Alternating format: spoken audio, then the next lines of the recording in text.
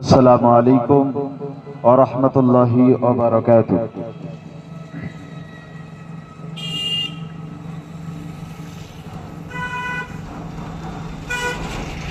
সর্বপ্রথম আমরা মহান রব্বুল আলামিনের কৃতজ্ঞতা ও শুকরিয়া আদায় করি। তারপরেই আমরা আমাদের প্রিয় নবীর প্রতি আমরা লাখো কোটি শুকরিয়া জানাই। তারপরে অসংখ্য শুকরিয়া জানাই যে আমাদের আজকের এই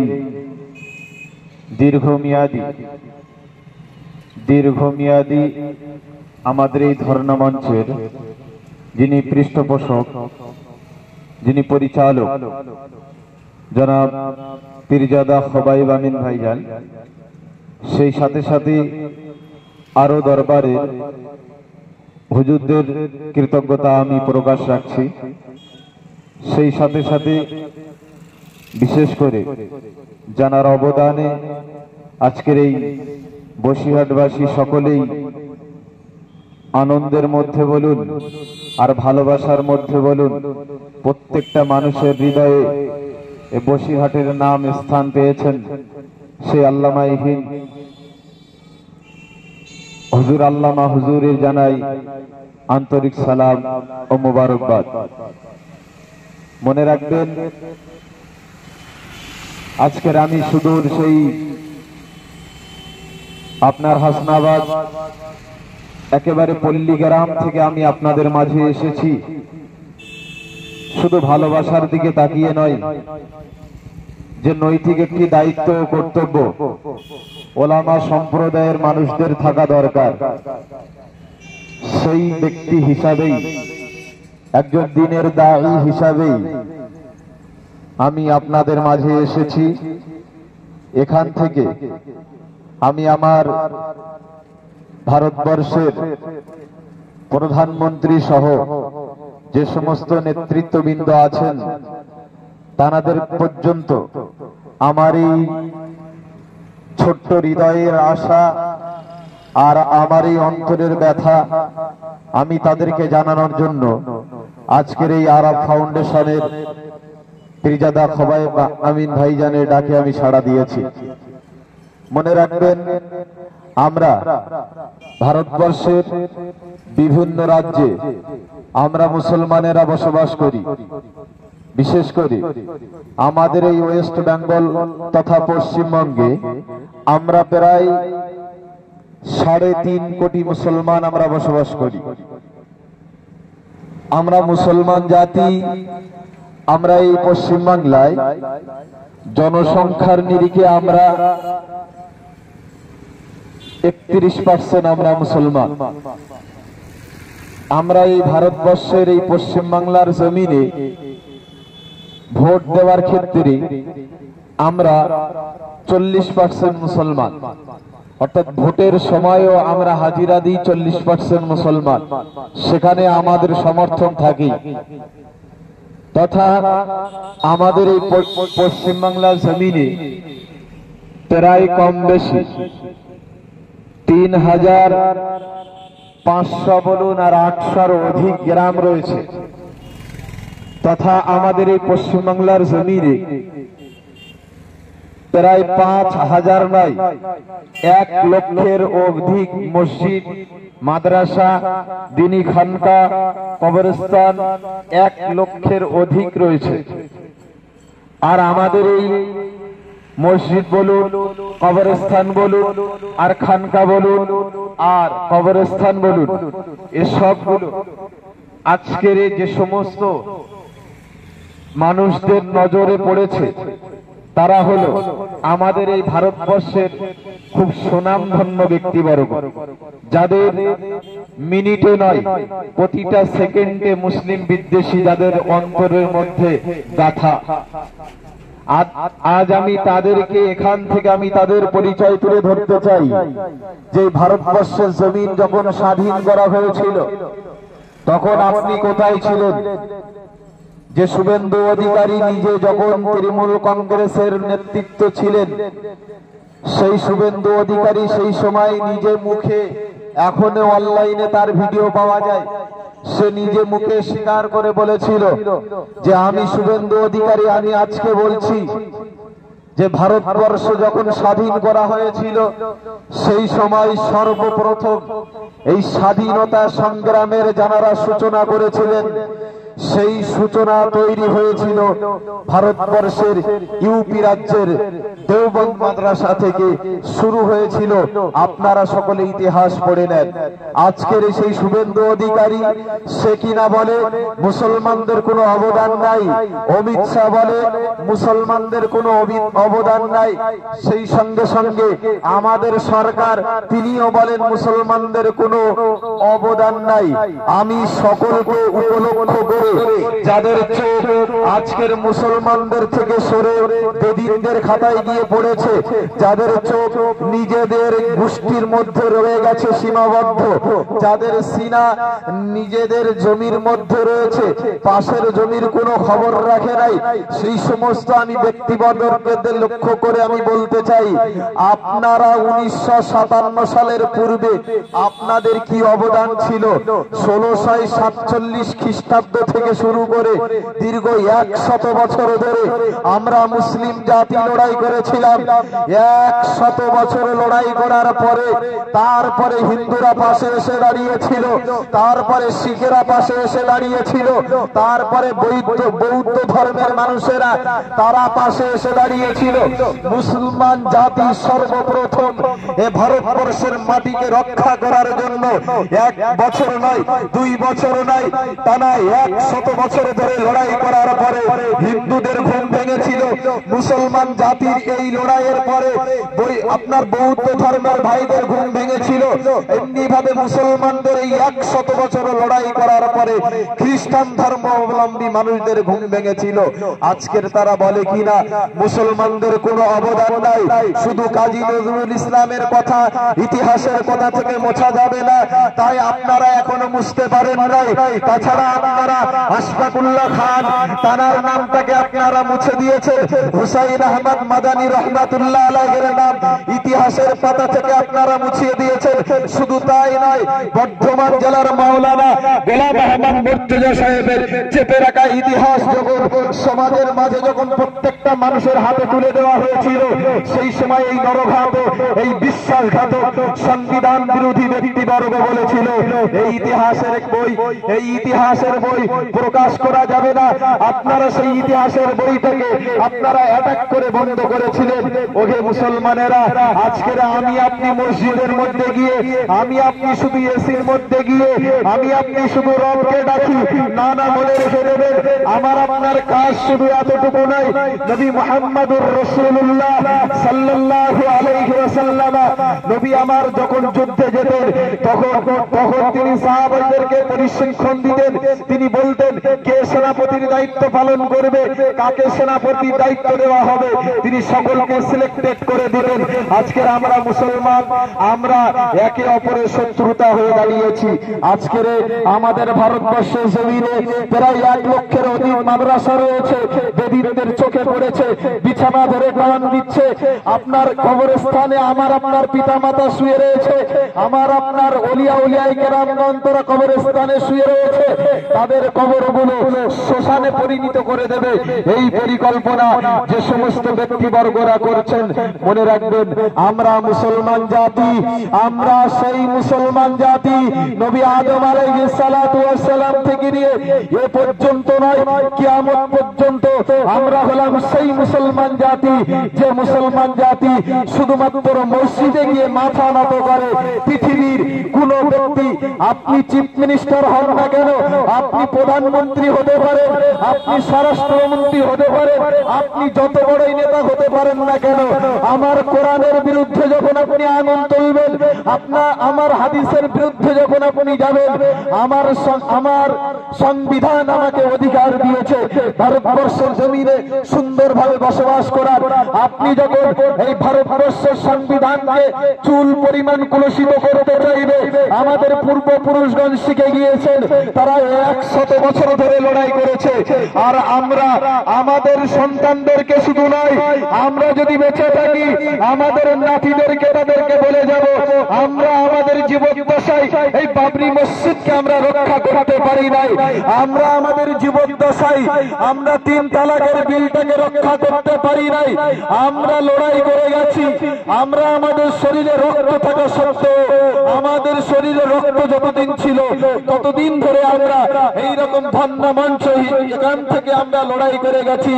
আমাদের নাতি পুতিদেরকে আমরা তাদেরকে শিখিয়ে দিয়ে যাব, তোমরা যদি কোনোদিন তোমরা ক্ষমতায় পাও, সেই দিন তোমরা বাবরি মসজিদকে ওখানে আবার রাম মন্দিরকে গুড়িয়ে দিয়ে ওখানেই আবার তোমরা মসজিদ প্রতিষ্ঠিত করবে। সংবিধান এই অধিকার আমাদেরকে দিয়েছে। আপনি সুপ্রিম কোর্টের সমস্ত বিচারপতিদেরকে আপনি আয়ত্ত করতে পারেন, আপনি সংবিধানকে আয়ত্ত করতে পারবেন না। আপনি এমনি ভাবে সুপ্রিম কোর্টের সমস্ত উকিলকে আপনি টাকা দিয়ে কিনে নিতে পারেন, কিন্তু আপনি আপনার আম্বেদকরের ওই যে সংবিধান রয়েছে সেই সংবিধান বিরোধী আপনি চলতে পারেন না। আপনি 5 বছরের প্রধানমন্ত্রী, আপনি 10 বছরের প্রধানমন্ত্রী হতে পারেন, আপনি 15 বছরের প্রধানমন্ত্রী হতে পারেন, কিন্তু এ মুসলমান জাতি এমনই জাতি, আপনার 15 বছরের নদীটাকে 1 মিনিটে নয় 1 সেকেন্ডে আমরা গঙ্গার নদীর মাঝখানে আমরা পৌঁছে দিতে পারি। আমরা হলাম সেই মুসলমান জাতি, আমরা সেই মুসলমান জাতি, আমরা হলাম ওমরের সৈনিক, আমরা হলাম আলী রাদিয়াল্লাহু তাআলা আনহুর সৈনিক, আমরা অন্য কোন ব্যক্তির সৈনিক নয়, আমরা হলাম নবী মুহাম্মাদের সৈনিক। আমরা নিজেদের জীবনে আমাদের শরীরে এক ফোঁটা রক্ত থাকতো, আমাদের জান থাকতো, মনে রেখে দেবেন আমরা আমাদের মসজিদগুলোকে চুল পরিমাণ আঘাত করতে দেব না। আজকের যারা আমাদের এই বাংলায় ক্ষমতায় রয়েছেন তারা আমাদেরকে শিখিয়ে দেন। আমরা তো বাংলাকে শান্ত রেখে দিয়েছি, আপনারা বাংলার মানুষ, আপনারা শুধু শান্ত থেকে যান। আমরা তো বাংলাটাকে ঠিক রেখে দিয়েছি, বাইরের রাজ্যের কোথায় কান দেবেন না। ওকে চিফ মিনিস্টার, আমি আপনাকে জানিয়ে দিতে চাই, যদি ওয়াকফ বিল বাংলায় পাস না হয়, যদি ওয়াকফ বিল বাংলায় না পাস হয় আর অন্যান্য রাজ্যে যদি পাস হয়, আজকের আপনি তো ক্ষমতায় থাকবেন 5 বছর, আপনি তো আর 3 বছর ক্ষমতা থেকে দেবেন। 3 বছর পরে যে ব্যক্তি আসবে সে কি এই ওয়াকফ বিল পাস হতে দেবে না? এমন কখনো হতে পারে না। অতএব মুসলমান জাতি বোকা নয়, মুসলমান জাতি এরা নীরবে নবী মুহাম্মদুর রাসূলুল্লাহর আদর্শে আদর্শিত, তাই তারা এখন যুদ্ধের ময়দানে নামে নাই। তারা কিভাবে অধিকার ছিনিয়ে নিতে হয় এ মুসলমান জাতি জানে। এদের অধিকার এরা কিভাবে বেদিনদের কাছ থেকে, ইহুদিদের কাছ থেকে কিভাবে ছিনিয়ে নিতে হয় এ মুসলমান জাতি জানে। তৈরি থাকুন, তৈরি থাকুন, ব্রিগেডের ময়দানে বুঝিয়ে দেওয়া হবে, তৈরি থাকুন, দিল্লির ময়দানে গিয়ে বুঝিয়ে দেওয়া হবে আমরা মুসলমান জাতি, আমরা কেমন জাতি। আমাদের উত্তরসূরিরা তারা শিখিয়ে গেছে কিভাবে অধিকার ছিনিয়ে নিতে হয়, তারা শিখিয়ে গেছে কিভাবে যখন সংবিধান বিরোধী চলবে আইন তখন কিভাবে সংবিধানকে টিকিয়ে রাখা যায়। আমরা মির্জাফর নই, আমরা জাতির কলঙ্ক নই, আমাদের মধ্যে খুন ধরেছে তবেই আজকের বেদিনরা আমাদের দিকে আঙুল তুলতে শিখেছে। আমরা মুসলমান জাতি, আমরা একত্রিত হতে পারলাম না, এজন্য রব তিনি জানিয়ে দিয়েছেন ওয়াতাসিমু বিহাবলিল্লাহি জামিআন ওয়া লা তাফাররাকু। ও মুসলমান জাতি, তুমি মাওলানা হতে পারো, তুমি মুফতি হতে পারো, তুমি আলিম হতে পারো, তুমি প্রধান হতে পারো, তুমি মেম্বার হতে পারো, তুমি চিফ মিনিস্টার হতে পারো, তবে মনে রেখে দিও যখন কোরআনের উপরে আঘাত হানবে তখন তোমার পরিচয় হবে আমি মুসলমান। যখন এমনি ভাবে মসজিদের উপরে আঘাত হানবে তখন তোমার পরিচয় হবে আমি মুসলমান। যখন কবরস্থানের উপরে আঘাত হানবে তখন তোমার পরিচয় হবে আমি মুসলমান। আজকে আমরা পশ্চিম বাংলার প্রায় 3.5 কোটি মুসলমান, আজকে যদি আমরা আমরা দেওবন্দি, আমরা লামাযহাবি, আমরা বেরেলি, আমরা যে ধর্মের মানুষ হই না কেন, আজকের যদি আমরা এক কালেমার পরিচয় দিয়ে, আমরা এক কোরআনের পরিচয় দিয়ে, আজকের যদি আমরা এক রবের পরিচয় দিয়ে, আজকের যদি আমরা এক জাতের পরিচয় দিয়ে, আজকের যদি আমরা এক মহাপুরুষের পরিচয় দিয়ে, আজকের এই 3.5 কোটি মুসলমান যদি পশ্চিম বাংলার জমিনে আমরা একত্রিত হয়ে আমরা যদি লড়াই করতে পারি, মনে রেখে দেবেন পশ্চিম বাংলার চিফ মিনিস্টার তো বহু দূরের কথা, এই তথা পুরো ভারতবর্ষের কোন বেদিন পর্যন্ত আমাদের দিকে চোখে আঙুল দিয়ে আপনার দেখিয়ে দেওয়া তো দূরের কথা, আমাদের বিরুদ্ধে নিজের জবান দিয়ে কথা বলার সাহস পাবে না। এজন্য নারায়ে তাকবীর, নারায়ে তাকবীর। ভারতবর্ষ, ভারতবর্ষ, ভারতবর্ষের সংবিধান, ভারতবর্ষের সংবিধান, নারায়ে তাকবীর। মনে রাখবেন, আমি আপনাদের শুধু সচেতনমূলক কথা বলে যেতে চাই। আমি এসেছি শুধু এতটুকু বলতে, মুতার যুদ্ধে নবী করিম সাল্লাল্লাহু আলাইহি ওয়াসাল্লাম যেভাবে সাহাবায়ে কেরামদেরকে সুন্দরভাবে তিনি প্রশিক্ষণ দিয়েছিলেন, দিয়ে বলেছিলেন যে আমার সাহাবীরা তোমরা তোমাদের বাড়িতে চলে যাও, তোমরা তোমাদের আত্মীয় স্বজনদের কাছে চলে যাও, সেখানে গিয়ে বিদায় নিয়ে তোমরা ময়দানে ঝাঁপিয়ে পড়ো। রাসূল করিম সাল্লাল্লাহু আলাইহি ওয়াসাল্লাম তিনি শুধু 3000 সাহাবীকে তিনি নিয়োজিত করেছিলেন, মোকাবেলায় ছিল 1 লক্ষ বেদিন।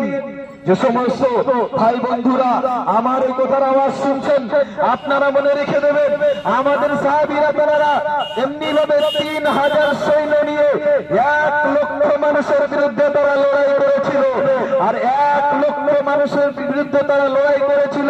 তার পূর্বে তারা নিজেদের বিবিদের কাছে গিয়ে বলেছিল, ও বিবি, এতদিন ধরে তোমার সংসার করেছি, এতদিন ধরে আমি আমার সন্তানদেরকে লালন পালন করেছি, কিন্তু আজকে নবী মুহাম্মদের এই কালেমার ডাক এসেছে, এই কালেমার পতাকা রক্ষা করার ডাক এসেছে। সুতরাং আজকের বাড়ি থাকার মতো পরিস্থিতি নাই। ও বিবি, আজকের তোমার হক যাগুলো আদায় করা ছিল, যেগুলো আদায় করার প্রয়োজন ছিল, সেইগুলো আমি সঠিকভাবে হয়তো আদায় করতে পারি নাই, কিন্তু মনে রেখে দিও, আজকের আমি তোমার কাছ থেকে বিদায় নিয়ে চলে যাচ্ছি, আজকের আমার বিদায়টা তুমি দিয়ে দাও। এমনি ভাবে নবীর সমস্ত সাহাবীরা বিদায় নিয়ে চলে আসছেন। শুধু তাই নয়, আল্লাহর রাসূলের সাহাবী তিনি এমনি ভাবে বিবির কাছে গিয়ে বিদায়ের কথা বলছেন, আর বিবিরা কাঁদছেন। কেমন কাঁদছেন? সে কান্না আজকের আমার যদি কান্না হতো, আজকের আমার আপনার স্ত্রী যদি কাঁদতো, আমার মনে হয় আমরা বার হতে পারতাম না। কেমন কাঁদছে? যেমন কান্নাটা, যেমন ভাবে একটা মুরগি বলুন, একটা গরু বলুন, একটা ছাগল বলুন, আমি আপনি যখন জবাই করে দিই, জবাই করে দেওয়ার পরে সেই মুরগিটা যেমন ভাবে ছটফট ছটফট করতে থাকে, নিজের বিবি নিজের স্বামীটাকে ডাক দিয়ে বলে, ও স্বামী তুমি যাও, আমার কোনো অভিযোগ নাই, কিন্তু তারপরেও বিদায় তো আমি তোমাকে দিচ্ছি, কিন্তু তারপরেও আমি স্ত্রী কিভাবে একা জীবন যাপন করব, এই চিন্তায় আমি কাতরাচ্ছি। কাটা মুরগির মতন ছটফট ছটফট করছেন নিজের সন্তানেরা, পিছনে আব্বা বলে ডাক দিচ্ছেন। আজকের আমাদের সাহাবীরা শিখিয়ে গেছেন, ওই আব্বা বলা ডাকের মায়া পরিত্যাগ করো, ওই নিজের স্ত্রীর স্বামী বলে ডাকটাকে তোমরা পরিত্যাগ করো। যখন তোমাদের ইসলামের প্রতি কেউ আঘাত আনবে, তখন ওই বিবির ডাক শোনার সময় থাকবে না, ওই সন্তানের ডাক শোনার সময় থাকবে না, তখন শুধুমাত্র একটাই ডাক, লড়াই আমাদের করে আমরা আমাদের কোরআনটাকে টিকিয়ে রাখবো, লড়াই করে আমরা আমাদের মসজিদটাকে টিকিয়ে রাখবো, লড়াই করে আমরা আমাদের পিতার শুয়ে থাকা কবরটাকে রক্ষা করব। না হলে পরের প্রজন্মে তাদের এমন চক্রান্ত যে বেশি বেশি করে কবরস্থান বাড়িয়ে জায়গা ভর্তি করার কোনো প্রয়োজন নাই, 100 সালে গিয়ে পুড়িয়ে দাও। আজকের যারা এই পরিকল্পনা করছেন, মনে রেখে দেবেন, আপনাদের কাছে সুপ্রিম কোর্ট থাকতে পারে, আপনাদের কাছে কলকাতা হাইকোর্ট থাকতে পারে, আপনাদের কাছে বিচারপতিদের ক্ষমতা থাকতে পারে। মনে রাখবেন, এ ক্ষমতা ফেরাউনের ছিল, এ ক্ষমতা নমরুদেরও ছিল, এ ক্ষমতা আবু জেহেলেরও ছিল, এ ক্ষমতা উতবা সাইবারও ছিল। আর আপনি তো সবে 15 বছরের প্রধানমন্ত্রী। আমাদের পূর্বপুরুষেরা ফেরাউনের মতো দাজ্জালকে আপনার এমনি ফুরাত নদীর আপনার পানিতে ডুবিয়ে মারিয়েছিল। শুধু তাই নয়, আপনি তো এই 15 বছরের প্রধানমন্ত্রী। হে মুসলমান জাতি, নমরুদের মতো বিশ্বাসঘাতক, নমরুদের মতো নরঘাতককে এই মুসলমানদের দোয়া দিয়ে রব্বুল আলামিন জুতো পেটা খাইয়ে দুনিয়ার জমিন থেকে বিদায় দিয়েছিলেন। মনে রাখবেন, আপনারা যতই পরিকল্পনা করুন, আপনারা যতই নিজেদের ছকে ছক কাটুন, আমাদের রব জানিয়ে দিয়েছেন, আমাদের রব তিনি কোরআনে বলে দিয়েছেন বেদিনদের চক্রান্ত খুবই দুর্বল, খুবই দুর্বল। রব সেটা কোরআনে আমাদেরকে জানিয়ে দিয়েছেন আজ থেকে 1400 বছর পূর্বে। সুতরাং মুসলমান জাতি, তোমাদের রব তোমাদের সব ঘোষণা কোরআনের মধ্যে দিয়ে দিয়েছে। এজন্য কোরআনকে রিচার্জ করতে শিখুন, কোরআনকে দেখুন। কোরআনে যারা চুল পরিমাণ আঘাত আনছে তাদেরকে বলে দেন যে তোমরা যে কথাগুলো বলো, তোমরা যে ধর্মের বিশ্বাসী সেই ধর্মের কেতাব নিয়ে এসো, আর আমি মুসলমান ধর্মের কেতাব নিয়ে আসি। আজকের থেকে রিচার্জ করা শুরু করুন। কিয়ামত পর্যন্ত যদি আমার কোরআনের একটা নোক্তাকে যদি তোমার পরিবর্তন করার ক্ষমতা থাকে, আমার কোরআনের একটা জবরকে যদি তোমার পরিবর্তন করার ক্ষমতা থাকে, তাহলে আজকে তুমি এখানে বসে যাও। তসলিমা নাসরিন শুধু বলতেই জানে যে মুসলমানদের কোরআনের উপরে দাঁড়িয়ে থাকলাম তো কই আমার পা কিছু হলো না তো। ও তসলিমা নাসরিন, তোমার তো জায়গা বাংলাদেশে জোটে নাই।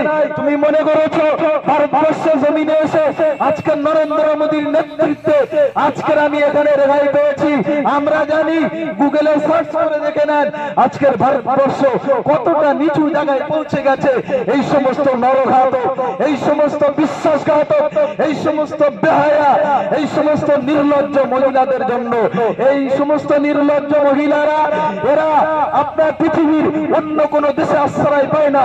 এই সমস্ত নরঘাতক মহিলারা পৃথিবীর অন্য কোন রাজ্যে তারা জায়গা পায় না, কিন্তু আজকের ভারতবর্ষের জমিনে তারা জায়গা পেয়ে যায়। কাদের অনুরোধে, কাদের ক্ষমতার বলে? আজকের হাসিনার মতো কুখ্যাত বেঈমান আজকের আমার ভারতবর্ষের বাংলায় কেন থাকলো? আজকের ভারতবর্ষের জমিনে কেন জায়গা পেল? অধিকার, এ বলার অধিকার সংবিধান আমাদেরকে দিয়েছে। আমরা বলবো, কারণ পৃথিবীর জমিনে কোথাও তার স্থান জোটে নাই, সব দেশ তাকে রিজেক্ট করেছে। আজকে নরেন্দ্র মোদী সরকার কেন অ্যাকসেপ্ট করেছে? এ জবাব আমরা এই বসিরহাট তথা মাওলানাবাদ দরবার শরীফের এই ধর্ণা মঞ্চ থেকে জানিয়ে দিতে চাই। আজকের আপনি বেঈমানদেরকে, আজকের আপনি মিথ্যাবাদীদেরকে, আজকের আপনি চিটিংবাজদিগকে, আজকের আপনি ডাকাতদেরকে, আজকের আপনি নরঘাতক পশু জাতীয় মানুষদেরকে আজকের আপনি আশ্রয় দিয়েছেন। মনে করছেন আপনি দেশের উন্নয়ন করছেন। আজকের আপনি বলছেন আপনি দেশের উন্নয়ন করবেন। 15 বছর ধরে আপনি কত মানবের পাশে দাঁড়িয়েছেন। আজকে 15 বছর ধরে আপনি এই ভারতবর্ষের 100 কোটি মানুষের আপনি কত পরিষেবা দিয়েছেন। পুরো ভারতবর্ষের সমস্ত ধর্মের, সব ধর্মের মানুষেরা জেনে গেছে।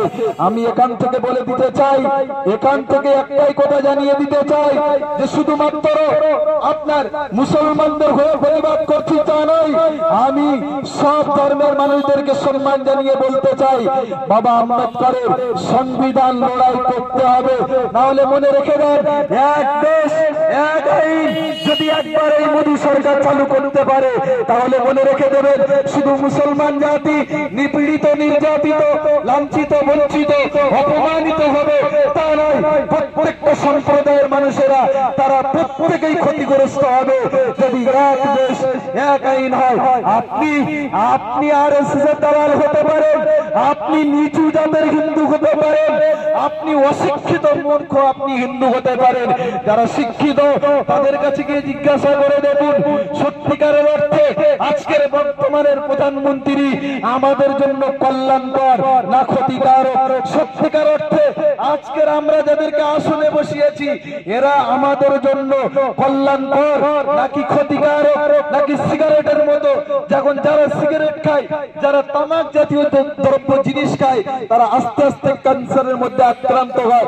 আমার তো মনে হচ্ছে এরা সিগারেটের তামাকের চাইতে আরো বেশি ক্ষতিকারক। এরা মানুষদেরকে ধীরে ধীরে মারার চেষ্টা করছে। একসঙ্গে ক্যান্সার মানুষের শরীরে ধরিয়ে দিতে চাইছে না, এরা আস্তে আস্তে মানুষের শরীরের মধ্যে ক্যান্সার জাতীয় রোগ মানুষের মধ্যে দিয়ে দিয়ে মানুষকে দুনিয়া জমিন থেকে বিদায় দিতে চায়। মনে রেখে দেবেন, আমরা মুসলিম জাতি, আমরা মুসলিম জাতি, আমরা ভারতবর্ষের জমিনে আমরা যেমন ভাবে 100 বছর লড়াই করে ইংরেজদের মতো শক্তিশালী সংগঠনকে আমরা বিদায় দিতে পেরেছি, আমরা মুসলিম জাতি 100 বছর ধরে লড়াই করে তাদের কামানের সামনে নিজের জানটাকে চুল পরিমাণ মায়া না করে তাদের কামানের সামনে আমরা আমাদের জীবনটাকে বিলীন করেছি। এই ভারতবর্ষের মাটিটাকে, সোনার ফসলটাকে যাতে ভারতবর্ষেই থেকে যায়, যাতে ইংরেজরা লুটে ফুটে যাতে ইংল্যান্ডে না নিয়ে যেতে পারে, এই পরিকল্পনা সবগুলো ভেস্তে দেওয়ার জন্য আমরা মুসলিম জাতি প্রথম 100 বছর ধরে লড়াই করেছি। তারপরে সকল ধর্মের মানুষেরা এসে সকলে ঐক্যবদ্ধভাবে যখন একসঙ্গে লড়াই করেছিল, তখন এই আরএসএস নামক সংগঠন, এই কুখ্যাত নরঘাতক সংগঠন সেই সময় তাদেরকে গোপনে গোপনে বহু জিনিস, বহু অর্থ দিয়ে সহযোগিতা করেছিল।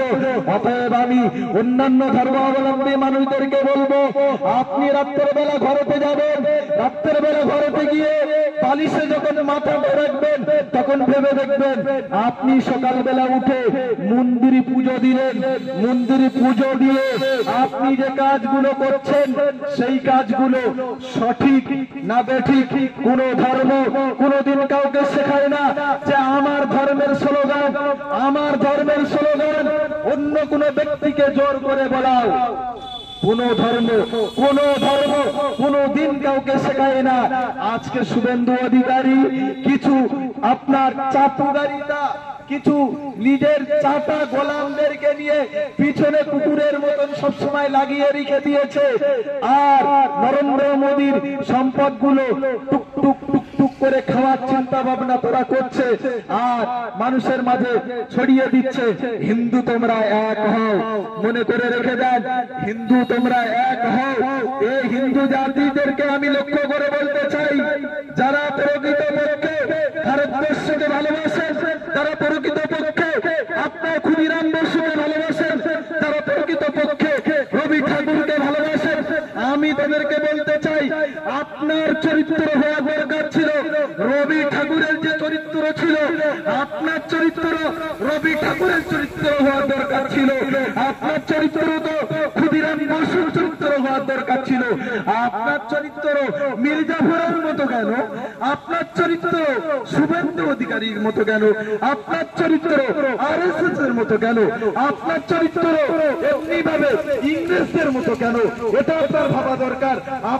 আপনার যারা পূর্বপুরুষ রয়েছে তাদের ইতিহাস পড়ুন, তাদের ইতিহাস পড়ে দেখুন রবি ঠাকুর দেশের জন্য কতটা অবদান করে গেছেন।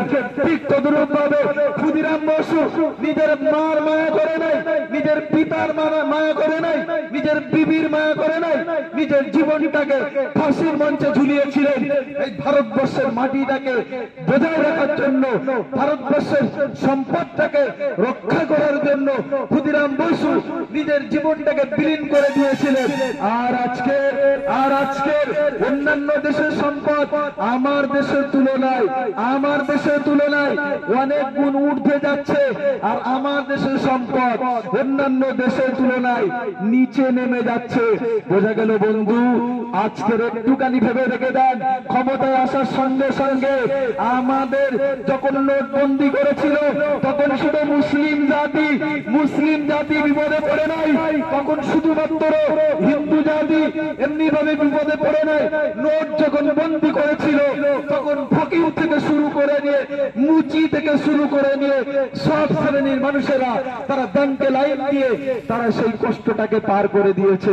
মনে রেখে দেন, আমি সকলকে বোঝাতে চাইছি এটাই, যে যেদিন থেকে, যে সময় থেকে এই আপনার ভদ্র সরকার, অভদ্র তো বলা যায় না, এই ভদ্র সরকার যেদিন থেকে এই আপনার আমাদের ভারতবর্ষের সমস্ত মানুষদের দায়িত্ব নিয়েছেন, সেদিন থেকেই শুধু মুসলিম জাতি বিপদে নয়, হিন্দু জাতীয় বিপদে রয়েছেন, অথচ তারা জানে না।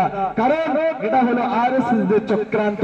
যদি আপনি না জানেন, আপনি আপনার বড় বড় যারা রয়েছেন ব্রাহ্মণদের কাছে গিয়ে জিজ্ঞাসা করুন, আপনাদের যারা উঁচু স্তরের মানুষ রয়েছেন তাদেরকে গিয়ে জিজ্ঞাসা করে দেখুন। আমরা তো হিন্দু জাতি, আমাদের তো সরকার তো বলছেন এক হতে, আমরা কি এক হলে ভারতবর্ষ সঠিকভাবে থাকবে? আমরা যদি এক হই তাহলে ভারতবর্ষ ঠিক থাকবে। আমি ছোট্ট করে একটু হিন্দু ভাইদের কাছে জিজ্ঞাসা করতে চাই, আপনার ধর্ম কি শিখিয়ে দিয়েছে? আপনার ধর্ম কি শিখিয়ে দিয়েছে যে কোন মুসলিম ভাইকে ধরে আর তাকে বলো জয় শ্রীরাম বলতে? আপনার ধর্মের, আপনার সংবিধানের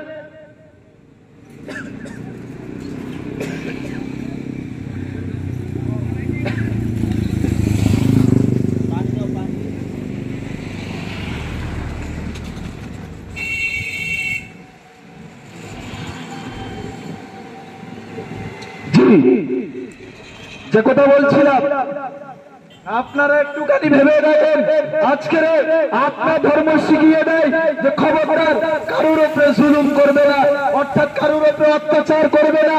এটা আপনার ধর্ম শিখিয়ে দেয়, কারণ আপনার ধর্ম সঠিক ধর্ম আপনার কাছে। এজন্য আপনার ধর্ম কোনোদিন বলবে না যে কারোর উপরে অত্যাচার করো। আপনার ধর্ম কখনো শিখাবে না লোকের সম্পদগুলো চুরি করে নাও। আপনার ধর্ম কখনো শিখাবে না লোকদের উপরে, মানুষদের উপরে তোমরা জুলুমবাজি করো, অত্যাচার করো, তাদেরকে জোর করে জয় শ্রীরাম বলাও। আমি ছোট্ট করে একটা কথা নোট করিয়ে দিতে চাই। কালকে আমি ইন্টারনেটে দেখছিলাম, হাওড়া জেলার একটা যুবক, বেশি দূরে নয়, এই শান্তির বাংলায় সুন্দরভাবে অশান্তি যারা করছে, হাওড়া জেলার একটা যুবক একজন টোটো চালককে ধরেছেন, ধরে তাকে বলছেন যে তুমি জয় শ্রীরাম বলো। তার মুখ ভর্তি দাড়ি, সে বেচারি একা, হাতে রয়েছে রুল। আমাদের সব জায়গায় প্রশাসন বন্ধুরা রয়েছেন, যথেষ্ট তারা খেদমত করেন। জানি না তাদের কাজ পর্যন্ত এই জিনিসটা নোট হয়ে গেছে কিনা। তবে আমি আমাদের এই পশ্চিমবাংলার চিফ মিনিস্টার তথা আমাদের মাননীয়কে জানাতে চাই, আপনি বলে দিয়েছেন শান্তির বাংলা, আমিও মানি। এ বাংলা শান্তির বাংলা, এ বাংলা ভদ্র বাংলা, এ বাংলা মানবতার বাংলা। অবশ্যই আমাদের বাংলা অন্যান্য রাজ্যের তুলনায় অনেক ভালো বাংলা, এটা তো আমি অবশ্যই বিশ্বাস করি। তারপরেও আমি জানাতে চাই, যে ছেলেটা অপরাধ করেছে সেই ছেলেটা আজ পর্যন্ত অ্যারেস্ট হলো না কেন? যে ছেলেটা অপরাধ করেছে সেই ছেলেটা এখনো পর্যন্ত তাকে আঘাত না করে তাকে অ্যারেস্ট করে তাকে জেলের মধ্যে নিয়ে যাওয়া হলো না কেন? তারা কেন স্বাধীনভাবে এখনো পর্যন্ত আপনার এই জমিনে, এই বাংলার জমিনে বুক ফুলিয়ে তারা ঘোরাফেরা করছে? আমি মাননীয়াকে খুব আদরের সহিত, খুব মহব্বতের সহিত, খুব ভালোবাসার সহিত আমি জানিয়ে দিতে চাই যে আপনি তো আমাদের অভিভাবিকা, আপনি তো আমাদের মাথার মুকুট হয়ে আছেন ঠিকই, আপনার তো পরিচয় সকলের জন্য সমান হওয়া দরকার।